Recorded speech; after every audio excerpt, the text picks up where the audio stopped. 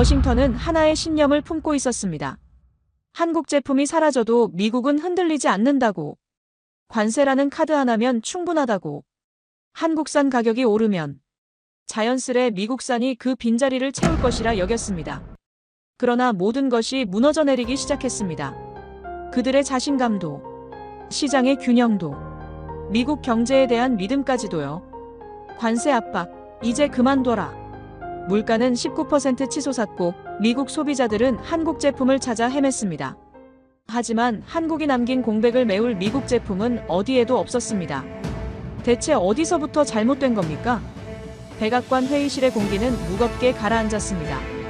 도대체 무슨 일이 벌어진 걸까요? 딱 1초만요. 좋아요와 구독 꾹 부탁드립니다. 41% 미국 시장에서 한국 기업들이 차지하는 비중입니다. 저는 이 하나의 수치로 백악관을 움직였습니다. 한국이 없어도 우리는 버틸 수 있다고? 그러나 6개월이 지난 지금 바로 그 숫자가 저를 무너뜨렸습니다. 저는 마티아스 벤틀러입니다. 2025년 5월 워싱턴 DC에 위치한 국제경제정책연구소 수석연구위원으로 일하고 있었습니다. 하이델베르크에서 국제무역정책 박사 학위를 받았고 베를린 독일경제연구소에서 8년간 유럽과 아시아 간 무역 구조를 분석해왔습니다. 2018년 미국으로 건너온 뒤 저는 글로벌 공급망 재편이라는 주제에 몰두했습니다. 그해 5월 저는 한 편의 연구보고서를 완성했습니다. 제목은 다소 딱딱했습니다. 미국 제조업 부흥을 위한 전략적 관세 재설계. 형식은 학술적이었지만 내용만큼은 분명했습니다. 한국산 가전제품과 자동차에 고율 관세를 부과하면 미국 제조업이 다시 일어선다는 주장이었습니다. 책상 위에는 3년치 통계 자료가 쌓여 있었습니다. 무역 수지 흐름, 제조업 고용 추이, 소비자 물가 변동 패턴, 모든 데이터를 면밀히 검토한 끝에 저는 하나의 결론에 도달했습니다. 미국은 한국에 기댈 필요가 없다. 저는 그렇게 믿었습니다. 보고서는 조용히 퍼져나갔습니다. 처음엔 동료 연구자 몇몇이 읽었고 그중 한 명이 정책연구기관에 소개했습니다. 한 달쯤 흐른 뒤 상원 보좌관 한 사람이 제게 연락해 왔습니다. 벤틀러 박사님, 흥미로운 논문입니다. 추가 자료를 받아볼 수 있을까요? 저는 파일을 전송했습니다. 일주일 뒤 다시 전화가 걸려왔습니다. 백악관 경제팀에서 관심을 보이고 있습니다. 그것이 시작이었습니다. 저는 트럼프 행정부의 아메리카 퍼스트 기조를 이해하는 학자였습니다. 미국 우선주의가 단순한 정치 구호를 넘어 실질적 경제 원칙으로 자리 잡아야 한다고 봤습니다. 그리고 한국은 그 원칙을 시험해볼 적절한 대상이었습니다. 왜 한국이었을까요? 이유는 단순했습니다. 미국 제조업은 이미 견고한 기반을 갖추고 있었으니까요. 가전시장엔 월풀, GE, 메이텍 같은 브랜드들이 존재했습니다. 자동차 부문엔 포드, GM, 테슬라가 버티고 있었습니다. 문제는 한국 제품이 지나치게 낮은 가격으로 유입된다는 점이었습니다. 삼성 세탁기, LG 냉장고, 현대자동차. 품질은 인정합니다. 부정할 수 없는 사실이죠. 그러나 미국 소비자들이 한국 브랜드를 선택하는 진짜 이유는 단 하나였습니다. 가격이었습니다. 그리고 저는 이렇게 판단했습니다. 가격 우위는 불공정한 게임의 산물이다. 한국 정부의 보조금 정책, 환율 조작 의혹, 저임금 노동 구조, 이 모든 요소가 미국 기업들을 불리한 위치로 몰아넣고 있다고 봤습니다. 제 논문의 핵심 논지는 명료했습니다. 한국은 고급 기술 인력만 제공하고 물러나라. 미국은 독자적으로 생산할 능력이 있다. 제조업은 미국 땅에 뿌리 내려야 한다는 것이 제 주장이었습니다. 부품 제조, 조립, 유통 전 과정이 미국 내에서 완결되어야 한다고 썼습니다. 한국 기업들이 미국에 공장을 세우는 것조차 달갑지 않았습니다. 핵심 기술과 수익은 결국 한국으로 흘러가기 때문입니다. 차라리 그들을 내보내고 미국 기업이 그 자리를 채우는 편이 낫다고 생각했습니다. 6월 초순 워싱턴 포스트에서 연락이 왔습니다. 기자는 간단한 전화 인터뷰를 요청했습니다. 박사님, 트럼프 행정부가 대한국 관세를 검토 중이라는데 어떻게 보십니까? 저는 신중하게 답했습니다. 시장 원칙으로의 회귀입니다. 미국은 충분히 강력한 제조 기반을 보유하고 있습니다. 다만 불공정한 경쟁 구조 속에 가려져 있을 뿐입니다. 한국 제품이 빠지면 소비자 가격이 오르지 않을까요? 단기적으론 그럴 수 있습니다. 하지만 미국 기업들이 생산을 늘리면 곧 안정될 것입니다. 그 과정에서 일자리도 돌아옵니다. 확신하십니까? 저는 잠깐 멈칫했습니다. 그리고 차분히 말했습니다. 한국 제품이 사라져도 미국은 충분합니다. 이 한 문장이 다음 날 신문에 실렸습니다. 헤드라인은 아니었습니다. 기사 중간쯤 인용구로 들어갔습니다. 그러나 그 문장은 빠르게 퍼져나갔습니다. 소셜미디어에서, 정치 포럼에서, 보수 성향 방송에서 한국 없이도 미국은 충분하다. 사람들은 이 문장을 환영했습니다. 특히 제조업 지대에 사는 이들이요. 그들은 오랫동안 일자리를 잃어왔습니다. 공장이 문을 닫고 생산 기지가 해외로 이전하는 것을 지켜봤습니다. 그들에게 제 주장은 희망의 메시지처럼 들렸을 것입니다. 우리가 다시 일할 수 있다. 저는 그들을 대변한다고 여겼습니다. 일주일쯤 지나 백악관 경제보좌관실에서 면담 요청이 들어왔습니다. 저는 워싱턴 중심가에 자리한 오래된 건물로 향했습니다. 보안 검색을 통과하고 긴 복도를 지나 작은 회의실로 안내받았습니다. 방 안에는 4사람이 앉아 있었습니다. 경제보좌관 1명, 무역 담당 보좌관 2명, 그리고 의회 연락 담당자 1명. 그들은 이미 제 논문을 읽은 상태였습니다. 벤틀러 박사, 당신 주장은 명료합니다. 하지만 현실적으로 가능한 겁니까? 경제보좌관이 물었습니다. 저는 준비해온 자료를 펼쳤습니다. 가능합니다. 미국 제조업체들은 이미 생산 역량을 갖추고 있습니다. 단지 가격 경쟁에서 밀려 가동률이 낮을 뿐입니다. 관세로 가격 격차를 좁히면 시장은 자연스럽게 재편됩니다. 소비자 반발은요? 처음엔 불만이 있을 겁니다. 하지만 메이드 인 USA 캠페인과 병행하면 애국심이 소비로 이어집니다. 한국 정부의 보복 조치는요? 저는 잠시 생각에 잠겼습니다. 그들 역시 미국 시장을 잃을 순 없습니다. 결국 협상 테이블로 나올 것입니다. 회의실에 침묵이 흘렀습니다. 그들은 서로 눈빛을 주고받았습니다. 그리고 무역 담당 보좌관이 입을 열었습니다. 좋습니다. 이 자료를 정책 검토 과정에 포함시키겠습니다. 네, 저는 조용히 고개를 끄덕였습니다. 회의는 30분 만에 마무리됐습니다. 저는 건물을 나서며 묘한 기분을 느꼈습니다. 뭔가 거대한 일이 시작되는 것만 같았습니다. 7월 중순 뉴스에서 속보가 흘러나왔습니다. 백악관 한국산 가전 및 자동차 관세 인상 검토 착수. 제 논문이 언급됐습니다. 정책의 이론적 근거 가운데 하나로요. 저는 텔레비전 앞에 앉아 화면을 바라봤습니다. 제 이름이 자막으로 스쳐 지나갔습니다. 워싱턴 싱크탱크 마티아스 벤틀러 박사의 연구 참조. 가슴이 두근거렸습니다. 동시에 묵직한 책임감도 느껴졌습니다. 대중의 반응은 즉각적이었습니다. 보수 성향 시민들은 환호했습니다. 그들은 소셜미디어에 성조기 이모티콘을 달고 메이드 인 USA 해시태그를 퍼뜨렸습니다. 드디어 미국이 정신을 차렸다. 한국 제품 불매운동 동참합니다. 댓글들이 쏟아져 나왔습니다. 저는 그 반응들을 보며 확신을 굳혔습니다. 이것은 올바른 방향이다. 미국은 스스로 설 수 있다. 한국은 대체 가능한 공급처일 뿐이다. 우리는 언제부터 한국 없이는 살 수 없다고 믿게 된 것일까요? 제가 논문에 적었던 문장이었습니다. 그리고 여름이 깊어지며 관세 협상과 정책 발표가 임박했습니다. 언론은 매일같이 관련 뉴스를 쏟아냈고 여론은 찬반으로 나뉘었습니다. 하지만 트럼프 지지층은 압도적으로 찬성했습니다. 저는 여러 차례 인터뷰 요청을 받았습니다. 케이블 뉴스, 라디오 토크쇼. 매번 같은 질문이 나왔습니다. 정말 한국 없이 가능합니까? 저는 데이터를 제시했습니다. 미국 제조업체들의 유휴 생산 능력은 연간 40%입니다. 공장은 있습니다. 기술도 있습니다. 단지 가격 경쟁에서 밀렸을 뿐입니다.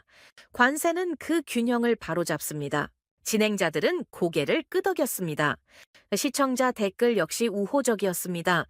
저는 제 주장이 받아들여지고 있다고 느꼈습니다. 그러나 동료 학자들은 조심스러운 태도를 보였습니다. 어느 날 점심 식사 자리에서 한 교수가 물었습니다. 마티아스 정말 확신하나 공급망 충격은 고려해봤어?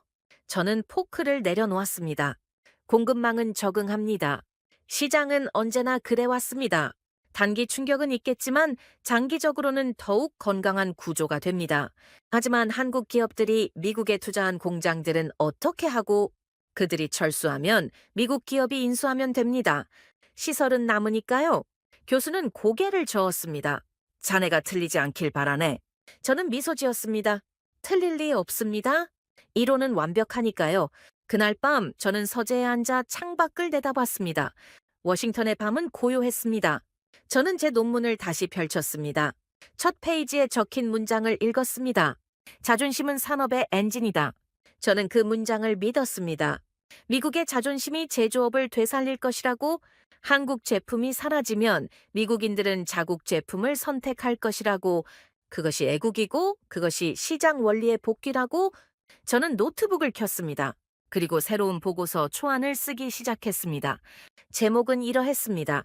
관세 시행 이후의 미국 제조업 부흥 시나리오. 저는 6개월 뒤 미국의 모습을 그려냈습니다. 공장이 다시 가동되고 일자리가 늘어나고 소비자들이 자국 제품에 만족하는 풍경을요. 숫자는 완벽했습니다. 그래프 역시 아름다웠습니다. 저는 그 시나리오를 믿었습니다. 의심 없이 완전히. 하지만 그때 저는 몰랐습니다. 6개월 뒤 그 시나리오가 어떻게 무너질지, 미국 전역의 공장이 어떻게 멈춰 설지, 그리고 제가 얼마나 오만했는지. 저는 그날 밤 보고서를 완성하며 미소를 지었습니다. 이것은 단순한 관세가 아니라 국가의 재정립이다. 제가 회의에서 했던 말이었습니다. 저는 그 말을 되뇌었습니다. 그리고 파일을 저장했습니다. 다음 날 아침 백악관으로 보낼 준비를 하며 저는 확신에 차 있었습니다. 미국은 한국 없이도 충분하다. 저는 그렇게 믿었습니다. 관세 25% 인상 검토라는 메시지가 한국을 향해 날아갔습니다. 저는 평소와 다름없이 월간 판매 통계를 검토하고 있었습니다. 엑셀 시트를 펼치고 커피 한 모금을 마셨습니다. 자동차 판매량 탭을 클릭했습니다. 그리고 움직임을 멈췄습니다. 숫자가 이상했습니다.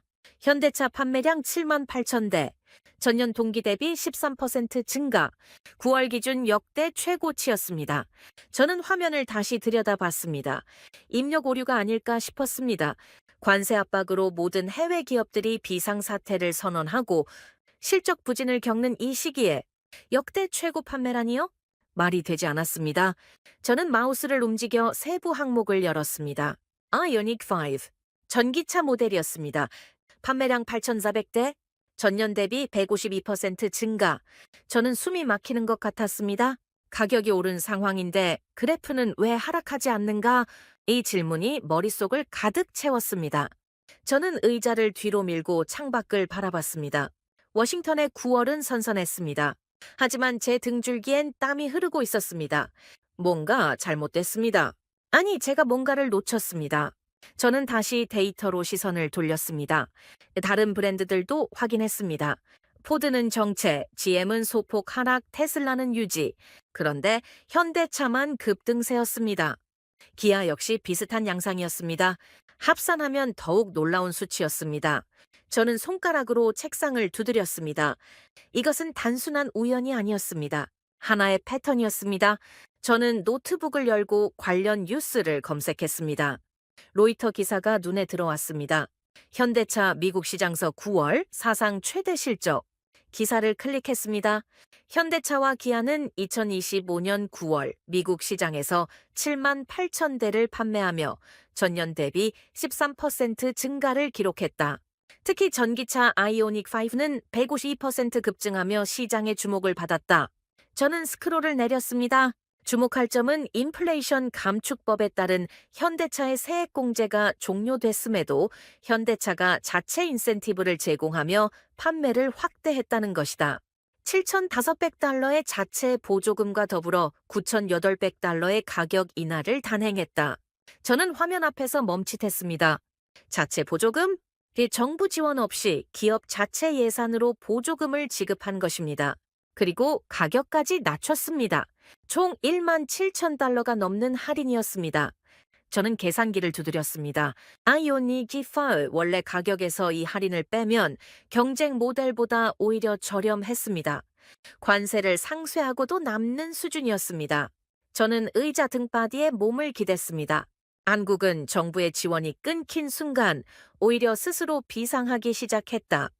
이 생각이 머릿속을 스쳤습니다. 하지만 저는 고개를 저었습니다. 아니야. 이것은 단기 전술일 뿐이야. 저는 스스로에게 말했습니다. 자체 보조금은 오래 지속될 수 없어. 기업 재정에 부담이 될 테니까. 하지만 제 목소리엔 확신이 실리지 않았습니다. 오후가 되자 동료 연구원이 제 방으로 들어왔습니다. 그는 무역 통계 전문가였습니다. 마티아스 9월 자동차 데이터 봤어? 그가 물었습니다. 저는 고개를 끄덕였습니다. 봤습니다. 현대차 판매량 놀랍더라. 관세 압박했는데 오히려 더 팔렸어. 일시적 현상입니다. 재고 정리 세일이겠죠? 재고 정리치곤 숫자가 너무 커. 게다가 아이오닉 5는 신차잖아. 재고 정리가 말이 안 돼? 저는 말문이 막혔습니다.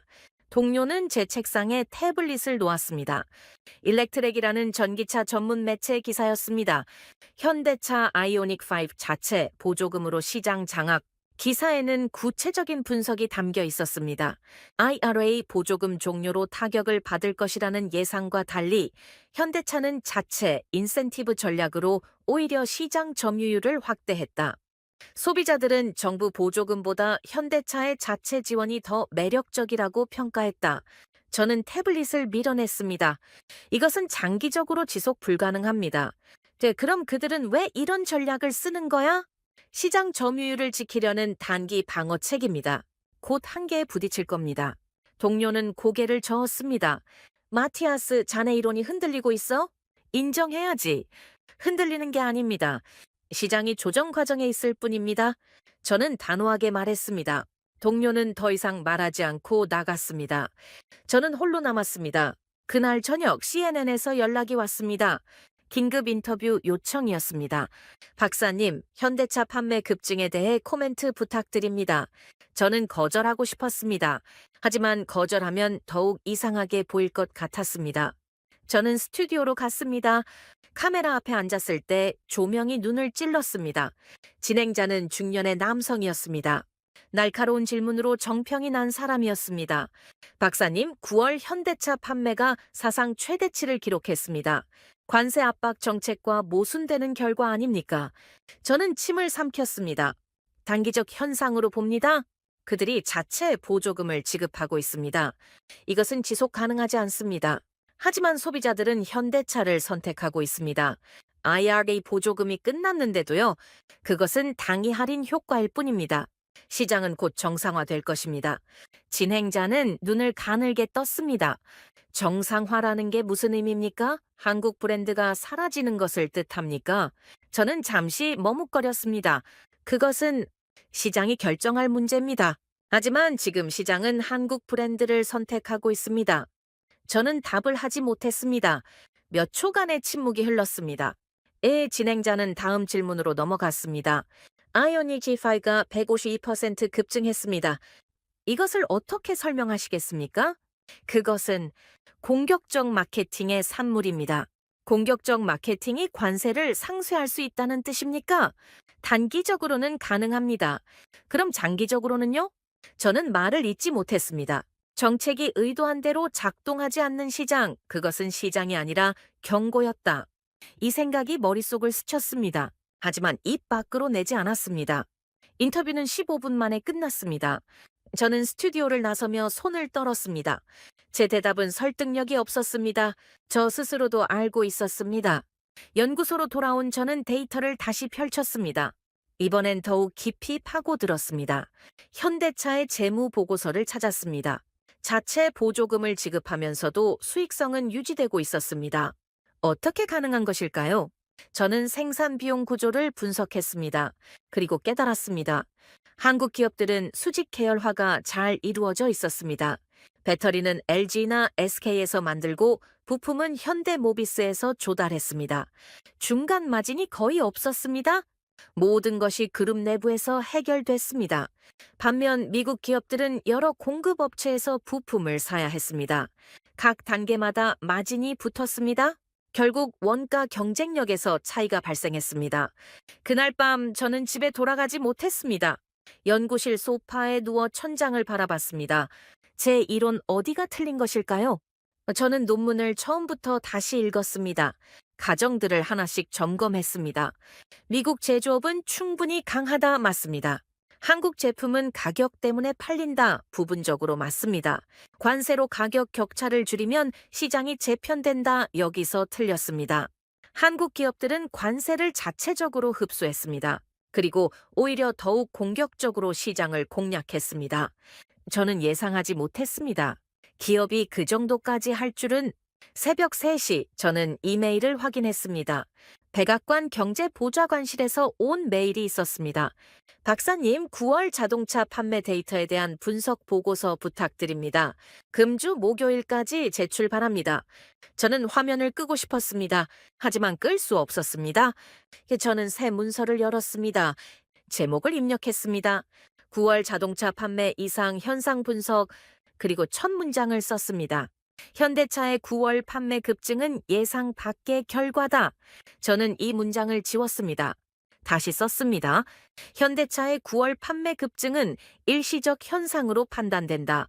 하지만 이 문장에도 확신이 실리지 않았습니다. 저는 키보드에서 손을 떼었습니다. 창밖을 바라봤습니다. 동이 트고 있었습니다. 워싱턴의 새벽은 고요했습니다. 하지만 제 머릿속은 소란스러웠습니다. 숫자가 뒤집혔습니다. 제 예측과 정반대로. 그리고 그 숫자들이 제게 말하고 있었습니다. 당신이 틀렸다고? 저는 그 말을 듣고 싶지 않았습니다. 하지만 외면할 수도 없었습니다. 데이터는 거짓말하지 않으니까요. 아직은 인정할 수 없었습니다. 제가 완전히 틀렸다는 것을. 하지만 균열은 커지고 있었습니다. 이러네. 제 확신에. 그리고 미국의 관세 정책 전반의 말입니다. 현대차 공장 긴급 상황. 저는 커피를 마시다 멈추고 이메일을 열었습니다. 벤틀러 박사님, 조지아 현대차 공장에서 심각한 사태가 발생했습니다. 이민 단속국 급습으로 수백 명이 구금됐고 공장 가동이 중단됐습니다.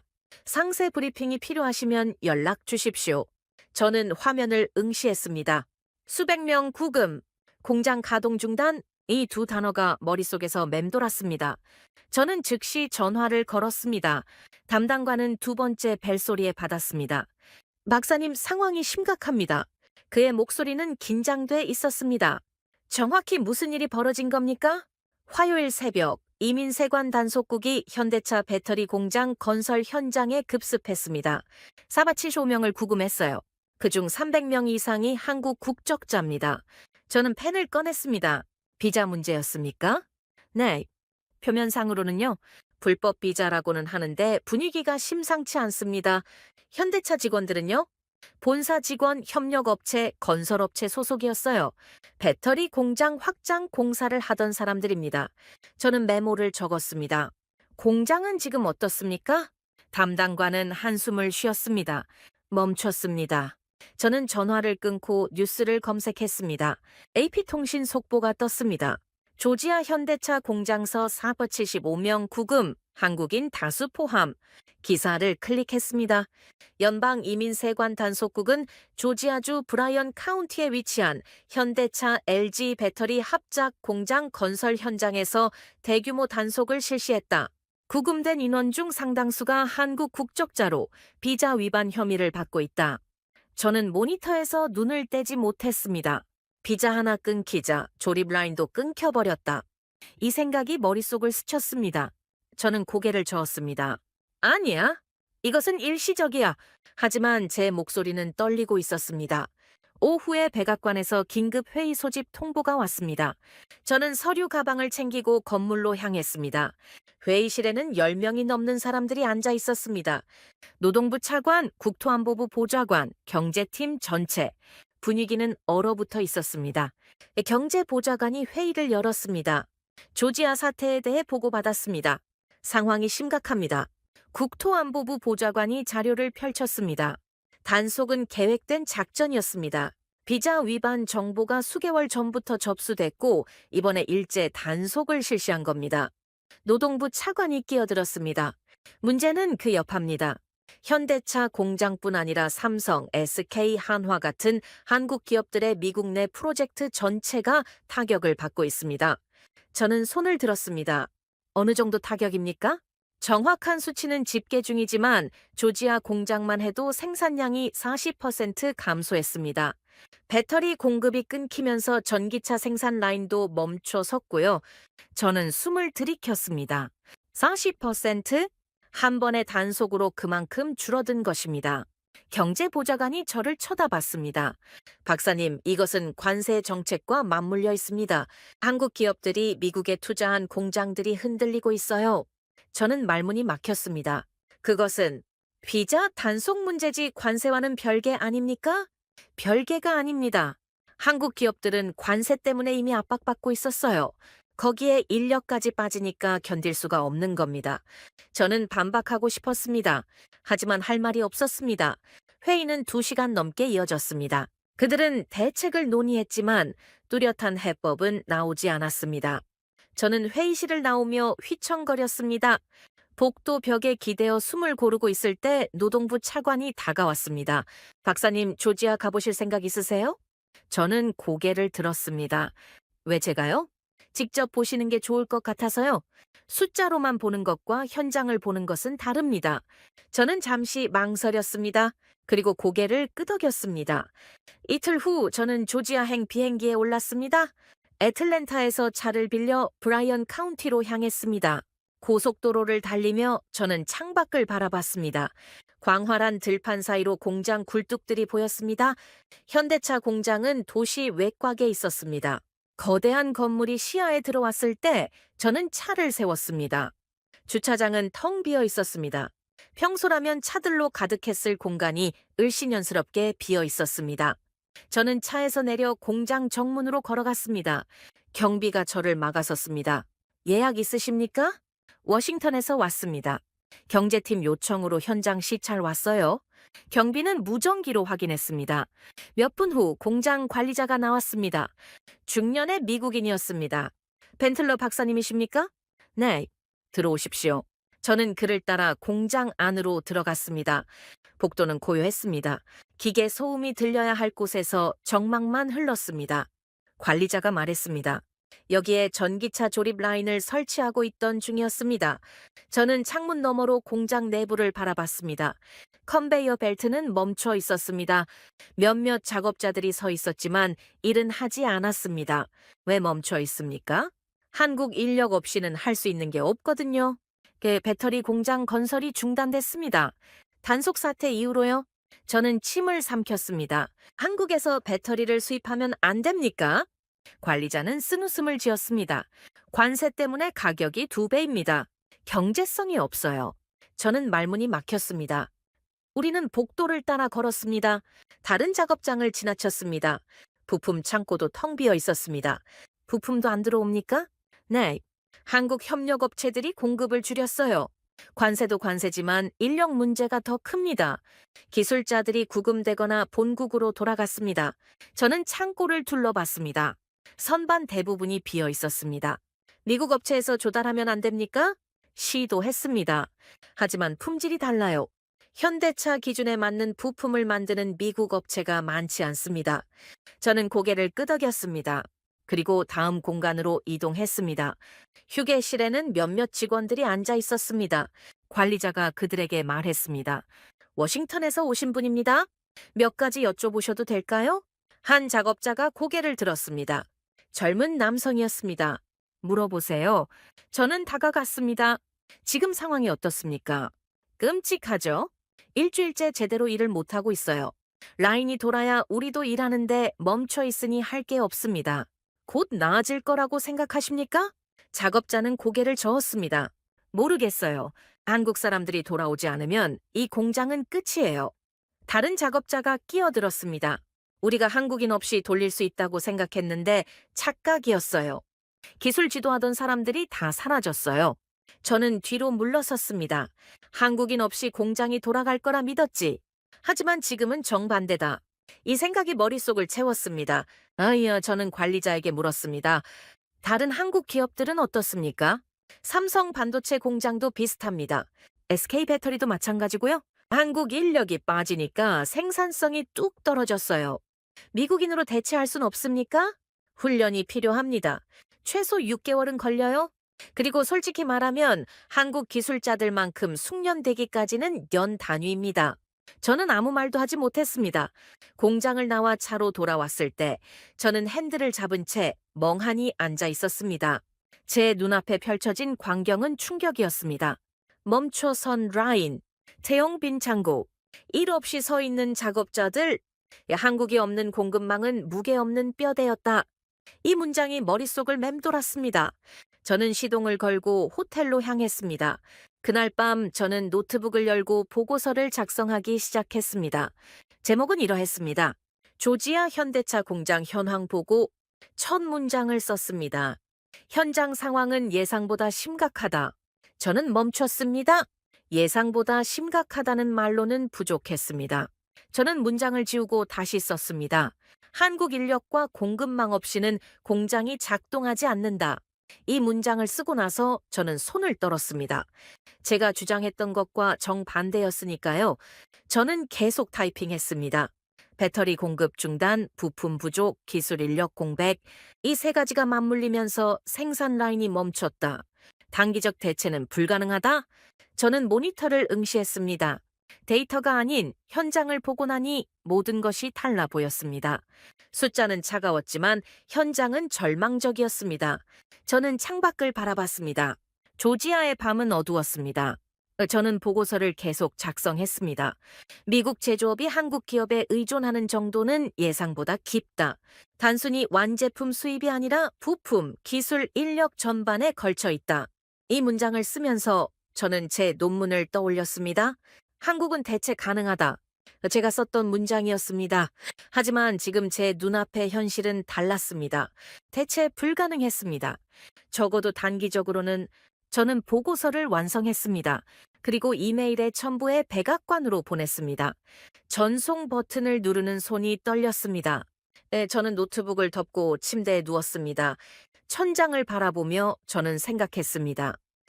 우리는 관세로 이긴 게 아니라 한국 없이는 돌아가지 않는 구조였다. 이 깨달음이 가슴을 짓눌렀습니다. 저는 눈을 감았습니다. 하지만 잠이 오지 않았습니다. 머릿속에는 멈춰선 공장 라인이 계속 떠올랐습니다. 태용 빈 주차장, 일 없이 서 있던 작업자들의 얼굴, 그리고 관리자가 했던 말, 한국 사람들이 돌아오지 않으면 이 공장은 끝이에요. 저는 이불을 끌어당겼습니다. 조지아의 밤은 길었습니다. 그리고 제 확신도 무너지고 있었습니다. 천천히, 하지만 확실하게 말입니다. 조지아에서 돌아온 주말 저는 슈퍼마켓에 들렀습니다. 일용품을 구입하려 했습니다. 그런데 주차장이 평소와 달랐습니다. 오전 10시인데 차가 가득했습니다. 이상한 예감이 들었습니다. 매장 안으로 들어갔을 때 저는 숨이 막혔습니다. 사람들이 카트에 세탁 세제를 가득 담고 있었습니다. 한 명이 아니었습니다. 수십 명이 같은 행동을 하고 있었습니다. 삼성 세탁기 코너는 텅 비어 있었습니다. LG 냉장고 전시품 앞에는 사람들이 줄을 서 있었습니다. 저는 한 중년 남성에게 물었습니다. 무슨 일입니까? 그가 돌아봤습니다. 모르세요. 한국 제품 곧 없어진대요. 관세가 확정된 건 아닙니다. 검토 중이라도 마찬가지죠. 백악관이 발표하면 끝이에요. 그 전에 사두는 겁니다. 그는 카트를 밀고 갔습니다. 저는 그 자리에 서 있었습니다.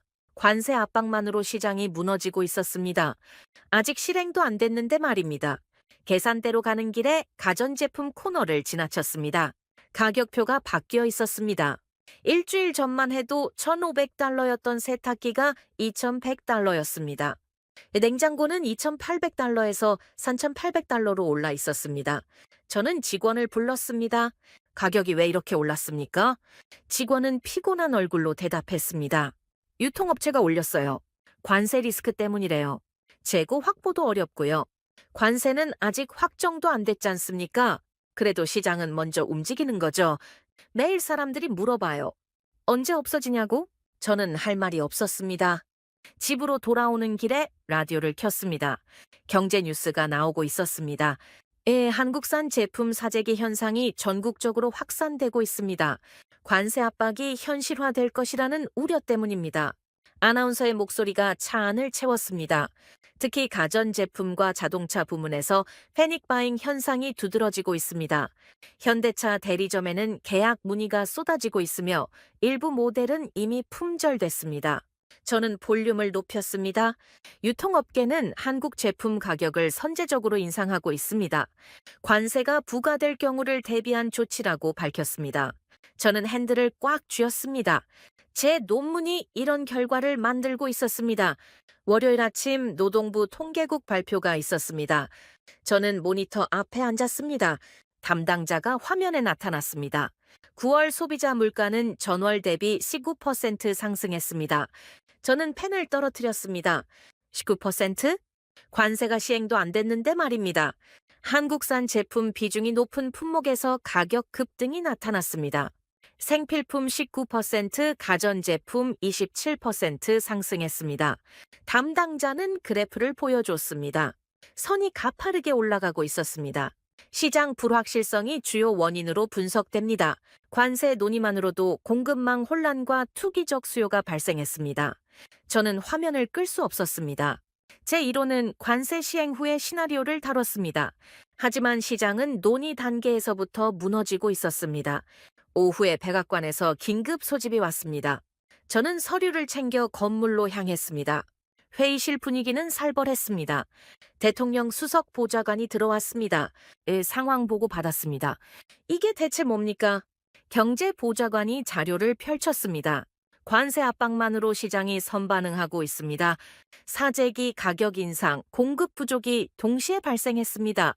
관세는 아직 시행도 안 했지 않습니까? 그게 문제입니다. 시장은 불확실성을 싫어합니다. 관세가 올지 안 올지 모르니까 최악을 가정하고 움직이는 겁니다. 수석 보좌관이 저를 쳐다봤습니다. 벤틀러 박사, 당신 논문에 이런 시나리오 있었습니까? 저는 입을 열었습니다. 없었습니다. 왜 없었죠? 시장이 이렇게 빨리 반응할 줄 몰랐습니다. 수석 보좌관은 책상을 쳤습니다. 몰랐다고요? 당신은 경제학자 아닙니까? 저는 고개를 숙였습니다. 무역 담당자가 끼어들었습니다.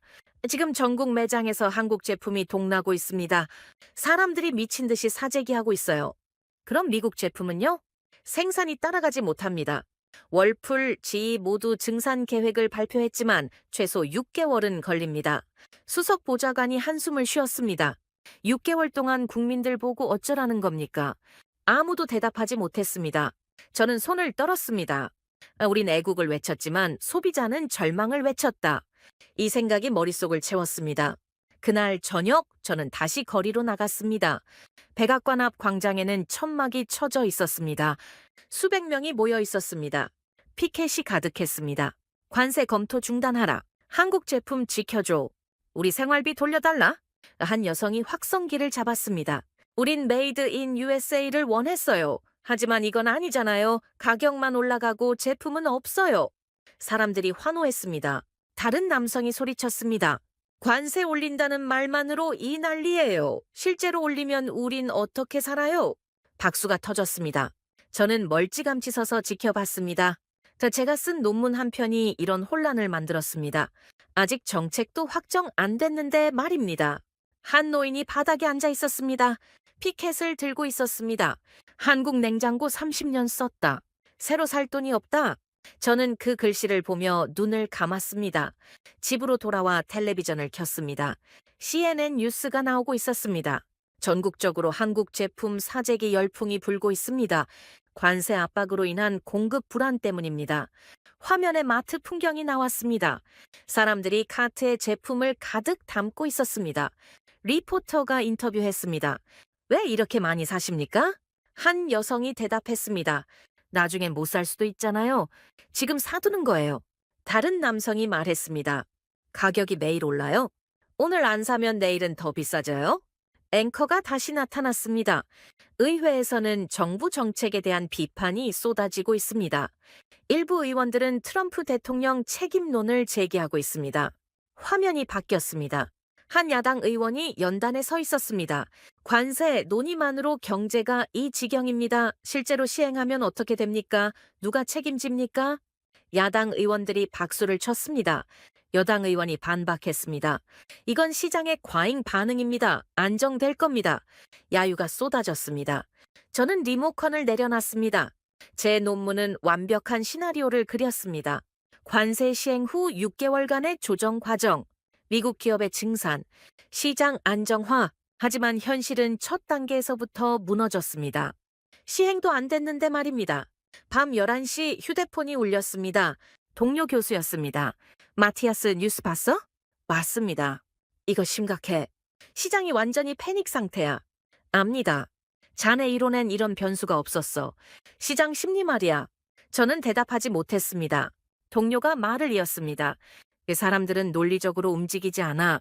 두려움으로 움직이지. 한국 제품 없어질까봐 겁나서 사재기하는 거야. 자네가 그걸 몰랐어. 죄송합니다. 사과할 때가 아니야. 해결책을 내놔야지. 전화가 끊겼습니다. 저는 책상에 앉았습니다. 노트를 펼쳤습니다. 한 문장을 적었습니다. 시장은 정책보다 먼저 움직인다. 이 문장을 쓰고 나서 저는 펜을 내려놨습니다. 제가 놓친 것이 이것이었습니다. 경제는 숫자가 아니라 사람의 마음으로 움직입니다. 두려움, 불안, 패닉, 이런 감정들이 시장을 지배하고 있었습니다. 다음 날 새벽 뉴욕타임스 속보가 떴습니다. 트럼프 탄핵 소추안 발의 논의 본격화. 저는 기사를 읽었습니다. 야당은 관세 압박으로 인한 경제 혼란을 근거로 대통령 책임을 묻고 있다. 실제 관세 시행도 전에 시장이 무너졌다는 점을 강조하고 있다. 저는 화면을 끄고 싶었습니다. 하지만 계속 읽었습니다. 백악관 내부에서도 정책 수정 목소리가 나오고 있다. 일부 보좌관들은 관세 논의 자체를 중단해야 한다고 주장하고 있다. 저는 창밖을 바라봤습니다.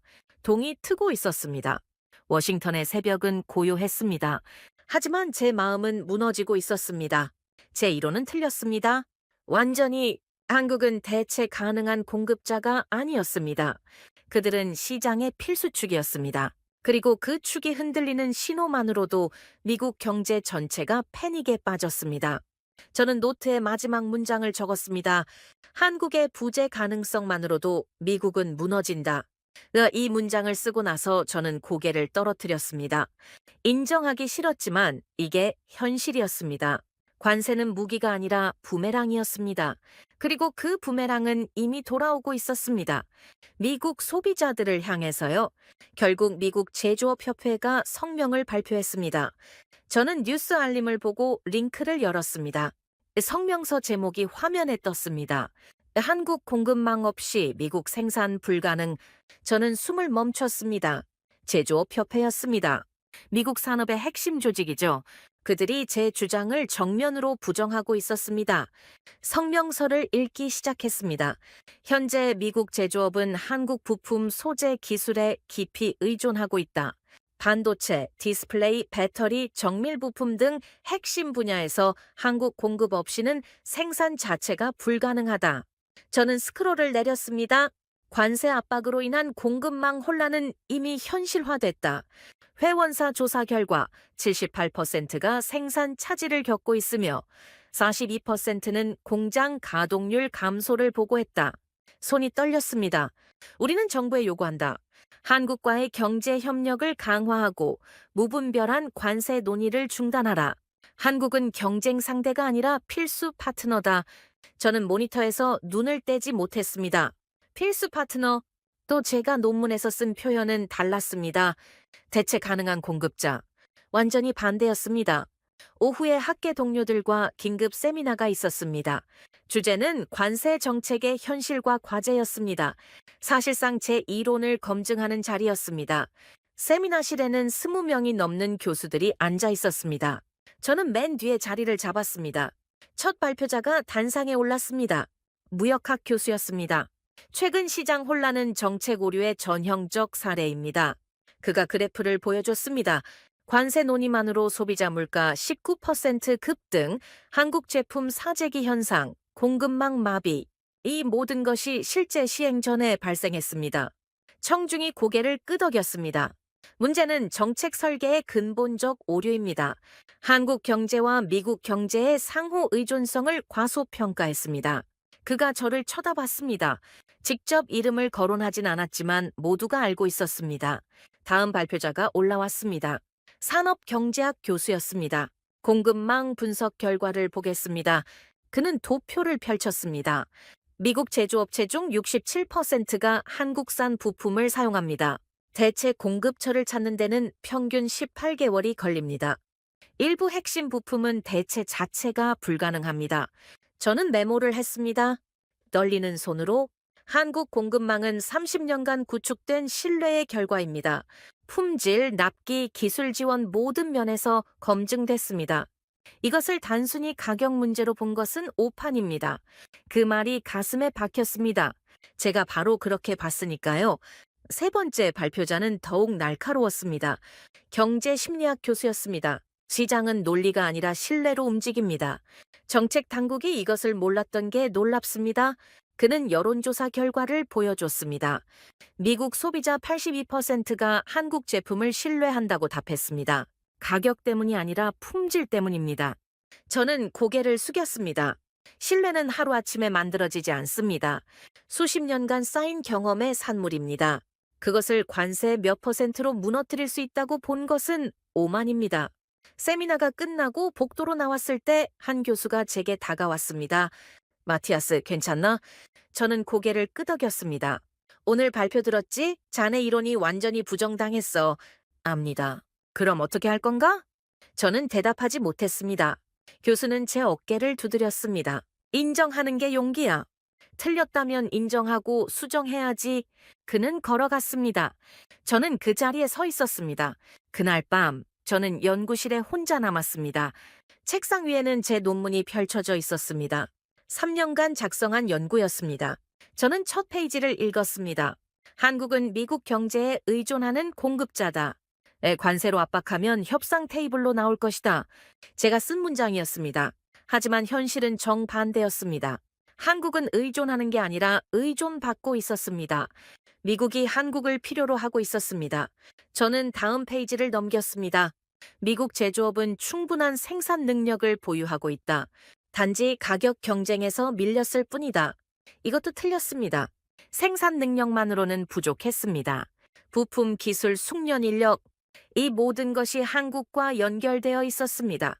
저는 노트를 꺼냈습니다. 새로운 문장을 적기 시작했습니다. 우린 산업을 잃은 게 아니라 신뢰를 잃었다. 펜을 멈췄습니다. 이것이 핵심이었습니다. 관세는 단순한 무역 정책이 아니었습니다. 신뢰의 파괴였습니다. 30년간 쌓아온 한국과 미국의 경제 협력, 그 신뢰를 깨뜨리는 순간 모든 것이 무너졌습니다. 저는 계속 적었습니다. 이것은 관세가 아니라 단절이었다. 손이 떨렸습니다. 제가 주장했던 것은 경제적 독립이었습니다. 하지만 결과는 경제적 고립이었습니다. 창밖을 바라봤습니다. 워싱턴의 밤은 어두웠습니다. 멀리서 시위대의 구호 소리가 들렸습니다. 그들은 매일 밤 백악관 앞에 모였습니다. 저는 노트에 마지막 문장을 적었습니다. 그들이 필요했던 게 아니라 우리가 그들 덕분이었다. 이 문장을 쓰고 나서 저는 펜을 내려놨습니다. 인정하기 싫었습니다. 하지만 부정할 수 없었습니다. 미국은 한국 덕분에 돌아가고 있었습니다. 가전제품, 자동차, 반도체, 배터리, 일상의 모든 것에 한국 기술이 스며들어 있었습니다. 그것을 끊는다는 것은 불가능했습니다. 적어도 단기적으로는 새벽 2시 이메일 알림이 울렸습니다. 백악관 경제보좌관실이었습니다. 박사님, 긴급 회의가 있습니다. 내일 오전 9시 반드시 참석 바랍니다. 저는 회신을 보냈습니다. 참석하겠습니다. 그리고 의자에 기댔습니다. 내일 회의에서 뭐라고 말해야 할까요? 제 이론을 고집해야 할까요? 아니면 틀렸다고 인정해야 할까요? 저는 눈을 감았습니다. 머릿속에 지난 몇 달이 스쳐 지나갔습니다. 자신감 넘쳤던 논문 제출, 백악관의 취지, 언론의 주목, 그리고 지금의 혼란, 모든 것이 제 손에서 시작됐습니다. 저는 책상 서랍을 열었습니다. 오래된 사진 한 장이 있었습니다. 박사 학위를 받던 날이었습니다. 그때 저는 확신했습니다. 경제학으로 세상을 바꿀 수 있다고? 하지만 지금은 달랐습니다. 이론은 완벽했지만 현실은 복잡했습니다. 숫자는 명확했지만 사람들의 삶은 예측 불가능했습니다. 저는 사진을 다시 서랍에 넣었습니다. 그리고 노트북을 열었습니다. 새로운 보고서를 작성하기 시작했습니다. 제목은 이러했습니다. 내 관세 정책 재평가 한국 경제와의 상호 의존성 분석. 첫 문장을 썼습니다. 기존 정책 전제는 잘못됐다. 이 문장을 쓰는데 30분이 걸렸습니다. 제 3년 연구를 부정하는 문장이었으니까요. 하지만 써야 했습니다. 진실이었으니까요. 저는 계속 타이핑했습니다. 한국은 의존 대상이 아니라 산업 파트너다. 신뢰를 기반으로 한 협력 관계다. 이를 단순한 무역 수지로 평가한 것은 오류였다. 손가락이 키보드 위에서 멈췄습니다. 다음 문장이 쉽게 나오지 않았습니다. 제 잘못을 인정하는 것이 이렇게 어려운 줄 몰랐습니다. 하지만 계속 써야 했습니다.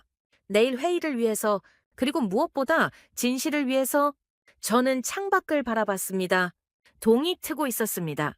워싱턴의 새벽은 고요했습니다. 하지만 제 마음은 소란스러웠습니다.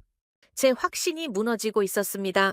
천천히, 하지만 확실하게, 그리고 그 무너진 자리에 새로운 깨달음이 자라고 있었습니다.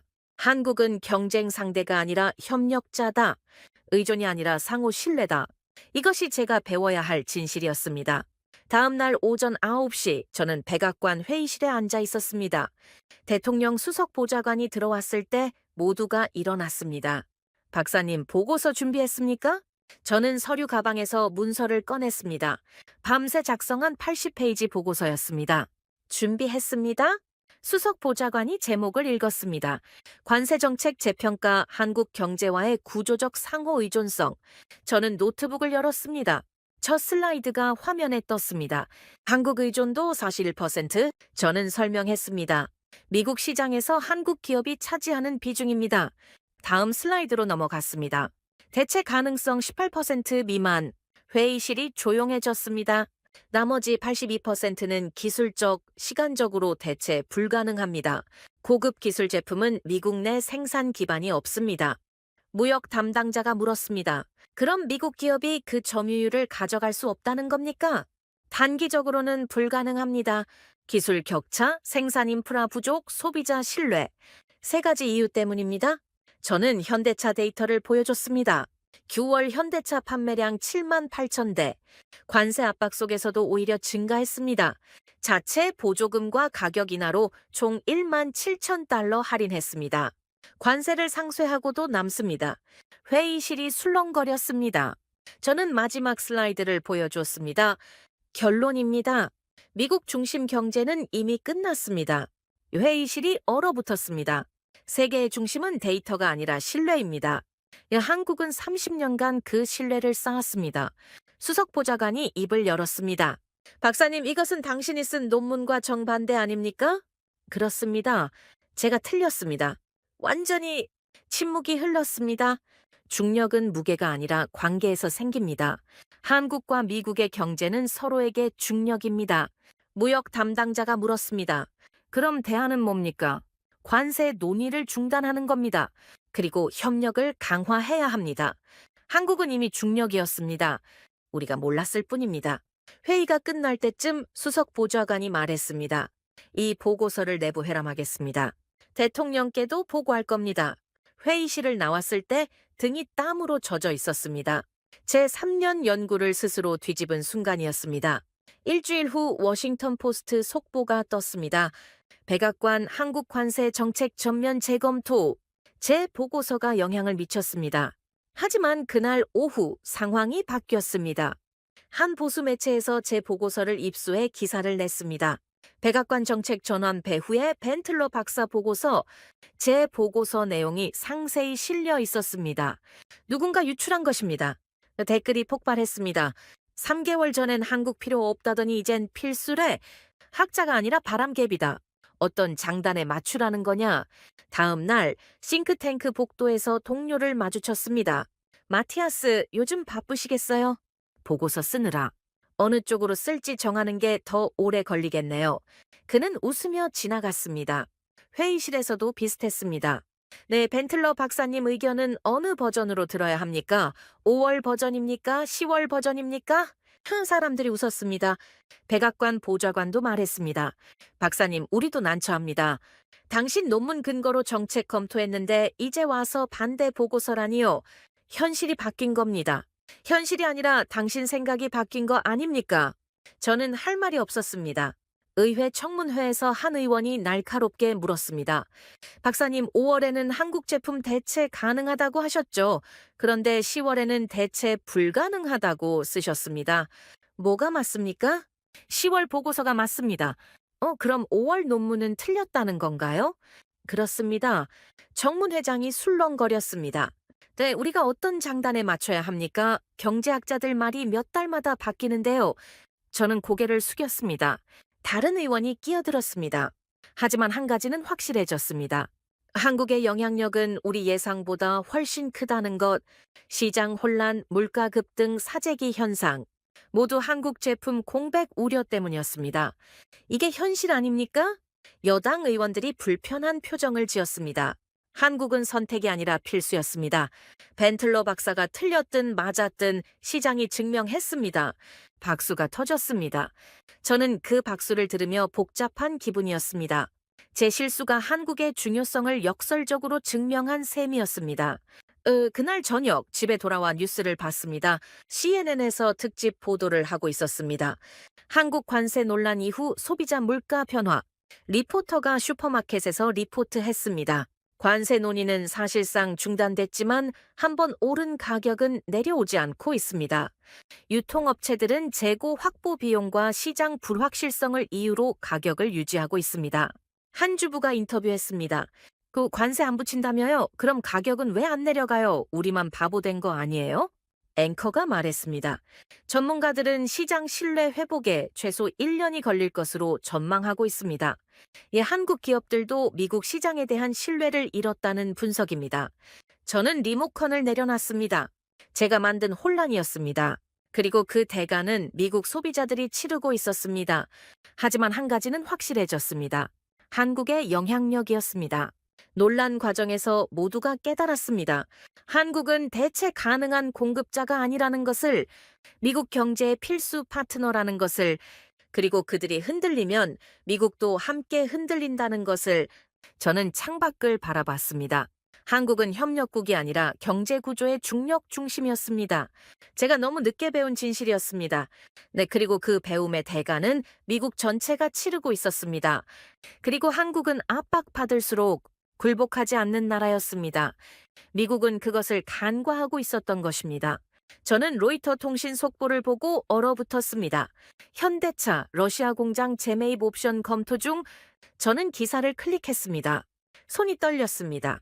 현대차는 2023년 매각한 상트페테르부르크 공장에 대한 재매입 조항을 행사할 가능성을 검토하고 있다. 계약서에 포함된 2년 내 재매입 옵션 조항에 따른 것이다. 저는 화면을 응시했습니다. 재매입 옵션. 현대차가 러시아 공장을 팔 때 다시 살 수 있는 권리를 넣어뒀다는 뜻이었습니다. 기사를 계속 읽었습니다. 업계 관계자는 미국 내 사업 환경 악화를 재매입 검토 배경으로 지목했다. 조지아 공장 이민 단속 사태와 관세 압박이 복합적으로 작용했다는 분석이다. 저는 의자의 등을 기댔습니다. 러시아로 돌아간다는 게 아니라 중심을 옮긴다는 뜻이지. 이 생각이 머릿속을 스쳤습니다. 오후에 백악관에서 긴급 전화가 왔습니다. 경제보좌관이었습니다. 박사님, 현대차 뉴스 보셨습니까? 봤습니다. 심각합니다. 삼성도 멕시코 공장 증설 발표했어요. LG는 베트남 투자 확대하고요. 저는 펜을 들었습니다. 언제 발표했습니까? 오늘 아침입니다. 한꺼번에 터졌어요. 마치 계획된 것처럼. 계획됐을 겁니다. 저는 천천히 말했습니다. 한국 기업들은 미국 시장을 포기하는 게 아닙니다. 리스크를 분산하는 겁니다. 그게 무슨 의미입니까? 산업은 국경보다 빠르다는 뜻입니다. 전화가 끊겼습니다. 네, 저는 노트북을 열고 관련 뉴스를 검색했습니다. 코리아 타임스 기사가 떴습니다. 한국 주요 기업 생산 거점 다변화 가속. 네, 기사에는 구체적인 계획이 나와 있었습니다.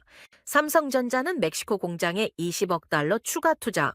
LG전자는 베트남 생산 라인 확대, SK는 헝가리 배터리 공장 증설, 한화는 중동 태양광 사업 확대, 모두가 움직이고 있었습니다. 미국 밖으로. 저는 다른 기사도 찾았습니다. 월스트리트 저널이었습니다. 한국 기업들의 탈미국 전략, 신냉전 시대 생존법. 기사는 분석적이었습니다. 한국 기업들은 미국 시장을 떠나는 게 아니라 생산 거점을 재배치하고 있다. 멕시코에서 만들어 미국에 팔고 베트남에서 만들어 유럽에 판다. 정치적 리스크를 회피하면서 시장 접근성은 유지하는 전략이다. 저는 그래프를 봤습니다. 또 한국 기업들의 해외 투자 지도였습니다. 미국 비중이 줄고 다른 지역이 늘고 있었습니다. 이것은 탈미국이 아니라 선택의 자유야. 이 문장이 머릿속에 새겨졌습니다. 저녁에 워싱턴 포스트가 특집 기사를 냈습니다. 한국 기업 이탈, 미국 일자리 위협. 저는 기사를 읽었습니다.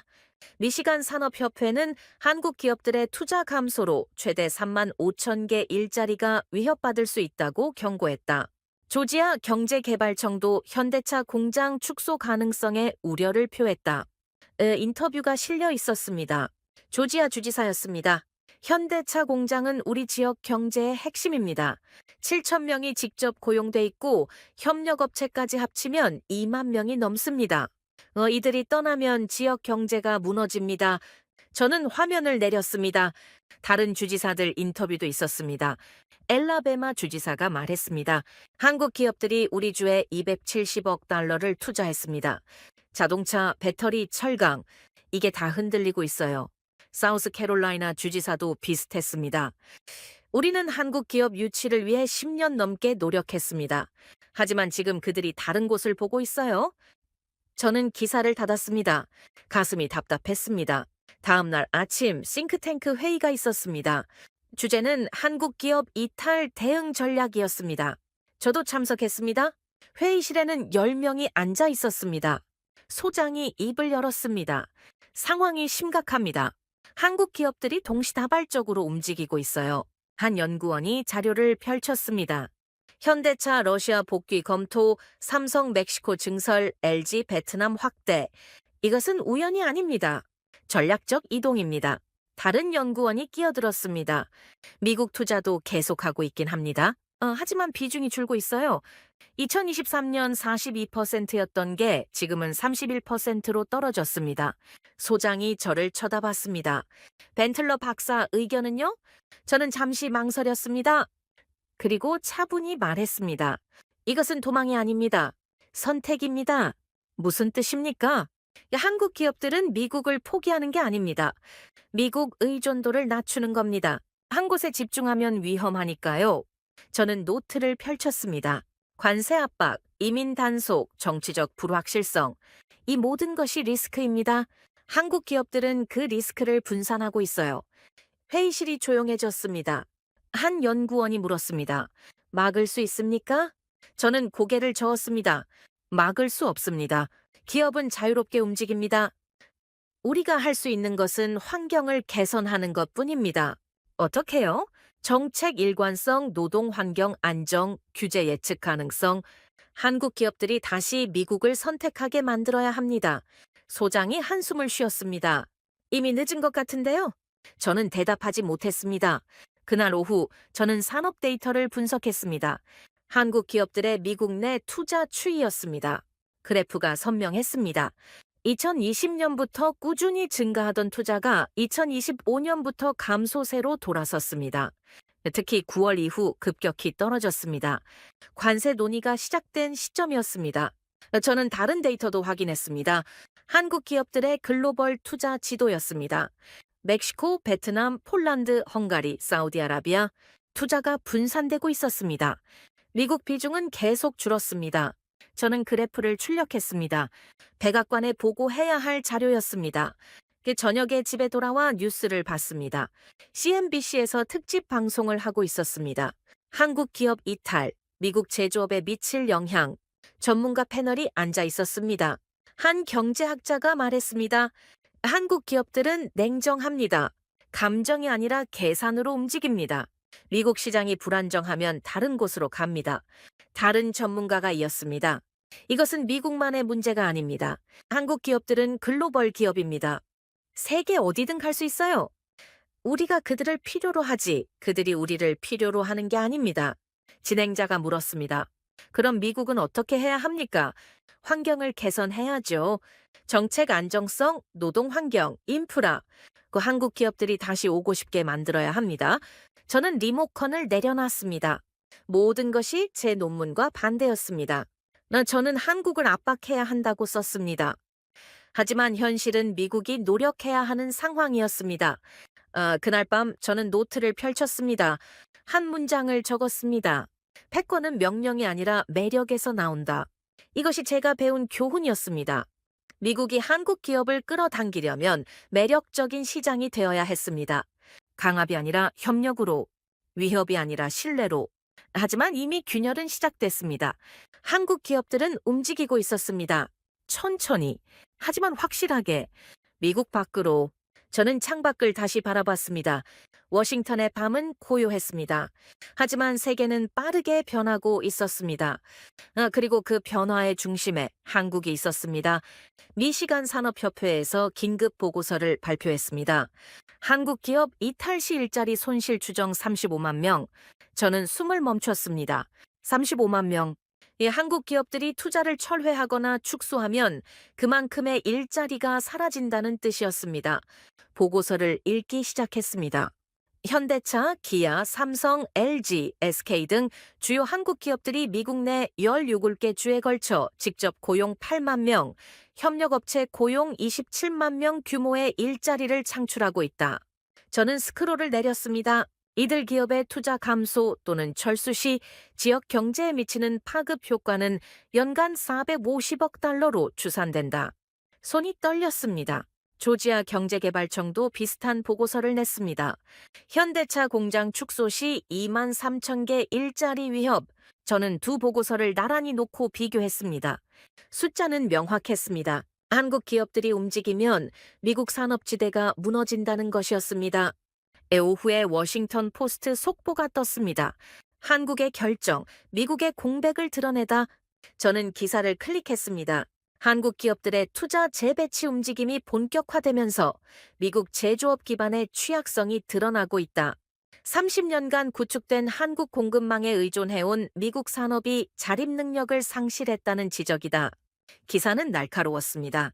현대차의 러시아 공장 재매입 옵션 검토, 삼성의 멕시코 투자 확대, LG의 베트남 공장 증설. 이 모든 움직임은 미국 시장 의존도를 낮추려는 전략으로 분석된다. 저는 계속 읽었습니다. 한 업계 관계자는 한국 기업들이 단순히 도망가는 게 아니라 글로벌 포트폴리오를 재구성하는 것이라고 설명했다. 미국은 여전히 중요한 시장이지만 더 이상 유일한 선택지가 아니라는 의미다. 저는 화면에서 눈을 떼지 못했습니다. 우린 세상을 움직인다고 믿었지만 이제 세상이 우릴 움직이고 있다. 이 생각이 머릿속을 채웠습니다. 그날 저녁 저는 마지막 보고서를 작성하기 시작했습니다. 제목은 이러했습니다.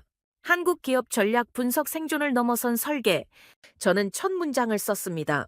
한국 기업들의 움직임은 방어가 아니라 공세다. 이 문장을 쓰는데 1시간이 걸렸습니다. 제 기존 관점을 완전히 뒤집는 표현이었으니까요. 저는 계속 타이핑했습니다. 그들은 미국 시장을 떠나는 게 아니라 미국 의존도를 전략적으로 조정하고 있다. 제3국으로 생산 거점을 다변화하면서 리스크를 분산하는 동시에 각 지역 시장에 최적화된 공급망을 구축하고 있다. 저는 데이터를 첨부했습니다. 한국 기업들의 글로벌 투자 지도였습니다. 이것은 30년간 준비해온 전략의 결과물이다. 한국 기업들은 단일 시장 의존의 위험성을 일찍이 간파했고 다층적 공급망 구조를 설계해왔다. 저는 잠시 멈췄습니다. 그리고 핵심 문장을 썼습니다. 한국의 전략은 생존이 아니라 설계였다. 키보드에서 손을 떼고 이 문장을 바라봤습니다. 제가 3년 전 논문을 쓸 때 완전히 놓친 부분이었습니다. 한국 기업들을 단순한 수출 업체로 봤습니다. 하지만 그들은 글로벌 전략가들이었습니다. 저는 보고서를 계속 작성했습니다. 미국은 이제 세계의 중심이 아니라 하나의 축일 뿐이다. 한국 기업들은 그 사실을 이미 알고 있었고 그에 맞춰 움직여왔다. 우리가 깨닫지 못했을 뿐이다. 마지막 문장을 썼습니다. 패권은 국경이 아니라 공급망의 흐름을 따라간다. 그리고 지금 그 흐름은 미국에서 멀어지고 있다. 보고서를 완성하고 저는 의자에 기댔습니다. 이틀 후 백악관에서 마지막 회의가 있었습니다. 저는 보고서를 들고 회의실로 들어갔습니다. 경제팀 전원이 모여 있었고 분위기는 무거웠습니다. 수석 보좌관이 제 보고서를 펼쳤습니다. 박사님, 이 보고서 심각합니다. 현실입니다. 저는 조용히 말했습니다. 한국 기업들은 준비된 상태로 움직이고 있습니다. 우리가 압박할수록 그들은 더 빨리 재배치할 겁니다. 경제보좌관이 물었습니다. 막을 방법은 없습니까? 없습니다. 기업의 자유를 막을 수는 없습니다. 우리가 할 수 있는 것은 환경을 개선하는 것뿐입니다. 구체적으로요? 정책 일관성, 노동 환경 안정, 규제 예측 가능성. 한국 기업들이 다시 미국을 선택하게 만들어야 합니다. 무역 담당자가 서류를 흔들었습니다. 하지만 이미 신뢰가 깨졌습니다. 관세 논란으로 저는 고개를 끄덕였습니다. 그것이 제가 저지른 실수입니다. 신뢰는 쌓는데 30년, 무너지는데 3개월이 걸렸습니다. 회의실이 조용해졌습니다. 수석 보좌관이 한숨을 쉬었습니다. 결국 우리가 잃은 것은 뭡니까? 저는 잠시 생각했습니다. 그리고 천천히 말했습니다. 기준입니다. 우리는 여전히 세계 최대 시장입니다. 하지만 더 이상 유일한 기준이 아닙니다. 한국 기업들이 새로운 기준을 만들고 있습니다. 어떤 기준입니까? 유연성, 다변화, 리스크 관리, 단일 시장에 의존하지 않고 글로벌 네트워크로 움직이는 것. 이것이 21세기 산업의 새 기준입니다. 회의는 1시간 더 이어졌습니다. 하지만 뚜렷한 해법은 나오지 않았습니다. 회의가 끝나고 나올 때 한 보좌관이 제게 다가왔습니다. 박사님, 이제 어떻게 하실 겁니까? 모르겠습니다. 아마 한동안 조용히 지낼 것 같습니다. 연구는 계속 하시겠죠? 저는 고개를 끄덕였습니다. 하지만 이번엔 다르게 할 겁니다. 책상에서만 연구하지 않고 현장을 보려고요. 그날 밤 저는 서재에 앉아 창밖을 바라봤습니다. 워싱턴의 11월은 쌀쌀했습니다. 거리에는 여전히 사람들이 걷고 있었습니다. 하지만 세상은 변하고 있었습니다. 보이지 않게, 하지만 확실하게. 저는 노트를 펼쳤습니다. 마지막 문장을 적었습니다. 한국은 대체 가능한 공급자가 아니라 세계 산업의 중력 그 자체였다. 이 문장을 쓰고 나서 저는 펜을 내려놨습니다. 6개월 전 저는 확신에 차 있었습니다. 한국 없이도 미국은 충분하다고. 하지만 지금은 달랐습니다. 한국이 없으면 미국도 흔들린다는 것을 알았습니다. 그리고 그 깨달음의 대가는 너무 컸습니다. 저는 창밖을 다시 바라봤습니다. 어딘가에서 한국 기업들은 움직이고 있었습니다. 새로운 공장을 짓고 새로운 시장을 개척하고 새로운 기준을 만들면서 그들은 멈추지 않았습니다. 압박받았을 때 무너지지 않고 진화했습니다. 그것이 한국 기업들의 힘이었습니다. 그리고 그 힘을 저는 너무 늦게 이해했습니다. 저는 노트를 덮었습니다. 제 연구는 끝났습니다. 하지만 배움은 이제 시작이었습니다. 세계는 중심이 아니라 네트워크로 움직인다는 것, 패권은 명령이 아니라 협력에서 나온다는 것, 그리고 한국은 이미 그 새로운 세계의 중심에 서 있다는 것, 이것이 제가 배운 마지막 진실이었습니다. 2025년 미국 워싱턴은 하나의 진실을 깨달았습니다. 한국은 대체 가능한 공급자가 아니라 세계 산업을 떠받치는 중력이었다는 것을. 관세 압박만으로 시장이 무너졌고 한국 기업이 움직이자 미국 경제가 흔들렸습니다. 41% 점유율, 82% 대체 불가능. 숫자가 증명했습니다. 삼성, LG, 현대차, 이들은 단순한 기업이 아니었습니다. 30년간 쌓아온 기술과 신뢰로 글로벌 경제의 새로운 기준을 만들어온 설계자들이었습니다. 패권은 명령이 아니라 협력에서 나오고 중심은 힘이 아니라 신뢰로 만들어집니다. 대한민국이 바로 그 중심이었습니다. 세계 최강 미국을 멈춰 세운 한국 산업의 진짜 영향력, 오늘의 이야기를 들어주셔서 감사합니다. 지금까지 우인스의 수진이었습니다. 오늘도 끝까지 함께 해주셔서 정말 감사합니다. 수진이랑 우인스 다음에도 함께해요. 오늘도 행복한 하루 되세요. 사랑합니다. 우이스 우리들의 이야기 작은 꿈도 커지는 이 순간 웃으며 함께 나가요 모두의 마음이 크게 울려요. 당신만의 감동 이야기가 늘 당신 곁에서 따뜻한 순간으로 남길 바랍니다. 다음에도 따뜻한 이야기로 다시 찾아올게요.